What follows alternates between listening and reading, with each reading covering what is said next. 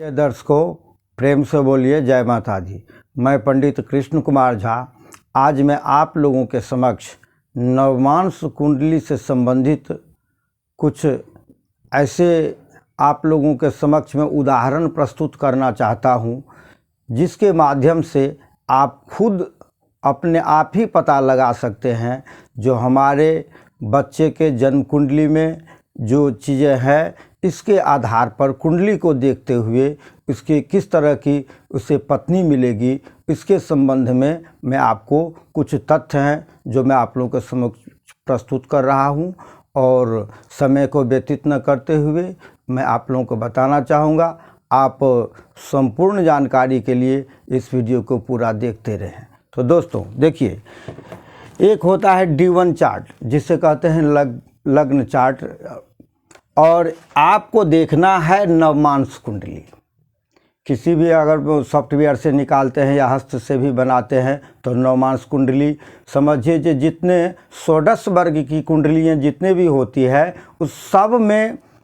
सबसे महत्वपूर्ण कुंडली अगर कोई देखा जाए तो वह है नवमांस कुंडली। तो देखिए, नवमांस कुंडली में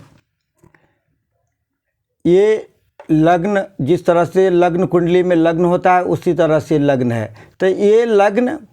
कुछ भी हो सकता है, वृषभ राशि हो, मिथुन राशि हो, कर्क राशि हो, सिंह राशि हो, कन्या राशि हो, तुला राशि हो, वृश्चिक राशि हो, इसके बाद में धनु राशि हो, मकर राशि हो, कुंभ राशि हो, मीन राशि हो या फिर मेष राशि हो। तो इस जो भी यहाँ पर जो राशियाँ जो इंगित आप देख रहे हैं, इसके स्वामी होता है। तो मान लीजिए यहाँ पर अगर 5 लिखा हुआ है तो 5 का मतलब हुआ सिंह राशि, तो सिंह राशि का स्वामी हुआ सूर्य देव। तो देखिए, जिस किसी भी जातक के नवमांस कुंडली का स्वामी अगर सूर्य हो तो ऐसे जातक की पत्नी पतिव्रता एवं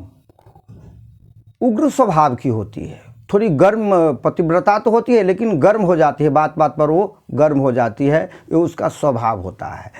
अगर यहीं पर अगर लग्न में लिखा हो कर्क, 4 अंक लिखा हो तो इसके स्वामी हुए चंद्रमा। तो जिस किसी भी जातक के कुंडली में अगर कर्क लग्न है, कर्क लग्न का स्वामी अगर चंद्रमा है, तो आप समझिए जो उनकी पत्नी गौर वर्ण की हो सकती है और शालीनता उनमें कुट कुट के भरी होती है और मिलनसार प्रवृत्ति की होती है, लज्जालु किस्म की होती है, शीतल स्वभाव की होती है। तो मतलब अच्छा देखा गया है। अब देखिए, यहाँ पर अगर 1 या 8 दोनों में से कोई एक, अर्थात मेष राशि, 8 का वृश्चिक राशि, तो दोनों राशि के स्वामी अगर यहाँ पर मंगल होते हैं, चाहे ये मेष राशि हो या वृश्चिक राशि यहाँ पर लग्न में होती है, इसके स्वामी होते हैं मंगल। तो अगर जिस किसी भी जातक के लग्न में अगर मेष लग्न हो और वृश्चिक लग्न हो, ये नवमांस कुंडली के अंतर्गत, लग्न कुंडली के D1 चार्ट में नहीं, D9 चार्ट में अगर मेष हो या फिर वृश्चिक हो, तो ऐसे जातक की जो पत्नी होती है वो लड़ाकू किस्म की होती है, झगड़ालू किस्म की होती है और उग्र स्वभाव की भी देखी गई है। अब देखिए, जिस किसी भी व्यक्ति के नवमांस कुंडली में अगर यहाँ पर लग्न में लिखा होगा 3 अंक या 6 अंक, तो इस तीसरा का मतलब है मिथुन और कन्या, दोनों राशि के स्वामी बुध देव होते हैं। तो जिस किसी भी व्यक्ति के नवमांस कुंडली में अगर मिथुन राशि हो या फिर कन्या राशि हो, तो ऐसे जातक की जो पत्नी होगी वो बहुत चतुर होती है, बुद्धिमान होती है, चित्रकला में निपुण होती है और समझिए बहुत समझदार भी होती है। जिस किसी भी जातक के कुंडली में अगर ये 9 अर्थात धनु राशि या 12 अर्थात मीन राशि, अगर धनु राशि या मीन राशि नवमांस कुंडली में यहाँ हो तो इसके स्वामी होते हैं गुरुदेव। तो जिस किसी भी जातक के कुंडली में नवमांस कुंडली के लग्न के स्वामी अगर गुरुदेव होंगे, तो आप ऐसा समझिए उस जातक की जो पत्नी होगी वो बहुत ही समझदार होंगे, वो पत्नी कुलीन नारी होती है, वो पतिव्रता नारी होती है, वो नारी अपने कुल परंपराओं के अनुकूल चलने वाली होती है, वो नारी समझिए जप तप, तीर्थ, अनुष्ठान, दान, पुण्य, पूजा, पाठ आदि को करने वाली होती है तथा देव एवं ब्राह्मणों के उपासक होती है एवं उन्हें धन देकर के, दान देकर के संतुष्ट करने वाली होती है, अर्थात शुभगा नारी उन्हें प्राप्त होते हैं। अब देखिए, जिसकी जातक के नवमांश कुंडली में अगर ये वृषभ राशि और तुला राशि हो, अर्थात इस राशि का स्वामी होते हैं शुक्रदेव, तो ऐसे जातक की पत्नी जो है बहुत सुंदर होती है, इसके बाद में विलासी होती है, काम क्रीड़ा में निपुण होती है और आप श्रृंगार प्रिय भी होती है। तो ऐसे जातक के आप अपने आप पता लगा सकते हैं जो इसकी पत्नी कैसी हो सकती है। अब जिस जातक के कुंडली में देखिए, अगर मकर नवमांश कुंडली में अगर ये मकर लग्न हो या कुंभ लग्न हो, तो ऐसे ये दोनों मकर और कुंभ दोनों लग्न के स्वामी होते हैं शनिदेव। तो शनिदेव हो तो ऐसे जातक की पत्नी लड़ाकू किस्म की होती है, झगड़ालू किस्म की होती है, श्याम वर्णा होती है। इसके बाद में कुल के परंपराओं के अनुकूल न चल कर के प्रतिकूल चलने वाली होती है। ऐसे जातक पति को विरोध करने वाली होती है, तो ये भी अच्छा नहीं माना गया है। अब देखिए, नवमांश कुंडली के स्वामी अगर राहु एवं केतु के साथ हो, ये D1 चार्ट में नवमांश कुंडली के स्वामी अगर D1 चार्ट में अर्थात लग्न कुंडली में राहु एवं केतु के साथ हो, तो आप ये समझिए कि ऐसे जातक की पत्नी बड़ी लड़ाकू होती है। इसके बाद में ये कुलटा नारी होती है और ये कुल परंपराओं को के नहीं मानने वाली होती है और ये इतना तक समझिए कि ये बुरी आदतों से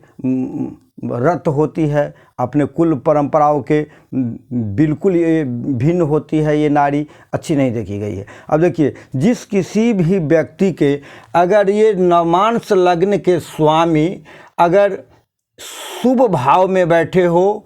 और जैसे कि इसमें बैठे हो, लग्न में बैठे हो, पंचम में बैठे हो, नवम में बैठे हो, शुभ भाव में बैठे हो, मूल केंद्र त्रिकोण में, चतुर्थ में, सप्तम में, दशम में बैठे हुए हो और उस शुभ ग्रह द्वारा युक्त अर्थात शुभ ग्रह के साथ भी हो या फिर शुभ ग्रह से दृष्ट अर्थात शुभ ग्रह उस नवमांश लग्न के स्वामी को अगर देखते हो, ये आप D1 चार्ट में देखेंगे, ये नवमांश चार्ट में नहीं, D1 चार्ट में जिसे लग्न चार्ट कहते हैं, उसमें अगर हो तो ऐसे जातक को पत्नी का पूर्ण सुख मिलता है। ये जातक पति पत्नी के साथ बहुत हर्षोल्लास से जीवन व्यतीत करते हैं, ऐसा हमारे देव ऋषियों ने जो बताया है और परीक्षण के आधार पर भी देखा गया है, जो ये लगभग भगवती कृपा से बिल्कुल 100% ये बातें सत्य हो रही है। अब देखिए, आप अगर नवमांश लग्न के लग्न का स्वामी अगर क्रूर ग्रह द्वारा दृष्ट और 8वें और 12वें, देखिए 8वें या 12वें, ये 8वां है, लग्न से गिनेंगे तो ये 8वां है, 1 2 3 4 5 6 7 8, अर्थात ये वृषभ मान लीजिए कि जिस किसी का नवमांश लग्न होगा तो उसके 8वें होंगे आपके ये धनु और 12वें होंगे ये मेष। तो 8वें या 12वें में अगर बैठे हो और क्रूर ग्रह द्वारा दृष्ट एवं क्रूर ग्रह से युक्त हो, तो ऐसे जातक को देखा गया है जितने क्रूर ग्रह द्वारा युक्त हो या फिर जितने क्रूर ग्रह या पाप ग्रह द्वारा दृष्ट हो देखा जाता हो। क्रूर ग्रह पाप ग्रह से मतलब है क्रूर ग्रह आपको सूर्य मंगल को माना गया है, पाप ग्रह आपको शनि हो गया, राहु हुआ, केतु हुआ, ये पाप ग्रह माने गए हैं। कहीं कहीं पाप ग्रह में मंगल को भी देखा जाता है, क्रूर ग्रह सिर्फ एक सूर्य को ही माने जाते हैं। तो ये तो अपने आप जैसे जैसे आगे बढ़ते चले जाएंगे अपने आप समझ में आता चला जाएगा जो कैसे क्या होता है या नहीं होता है। जो अब ज्योतिष का जो इच्छुक होंगे, जो ज्योतिष जानने वाले होंगे, जिनमें उन्हें अभिरुचि होंगे, वो अपने आप इस बात को समझ जाएंगे। तो वो पाप ग्रह द्वारा युक्त एवं दृष्ट हो तो उस जातक की उतनी पत्नी की हानि होती है। अब देखिए, इसमें नवमांश लग्न का स्वामी और नवमांश कुंडली के अंतर्गत उसके लग्न का स्वामी और भाग्य का स्वामी, भाग्येश, लग्नेश और भाग्येश, नवम भाव का स्वामी को भाग्येश कहते हैं। ये दोनों अगर उच्च का, मूल त्रिकोण का स्वराशि का, यहाँ तक कि शुभ वर्ग में अगर हो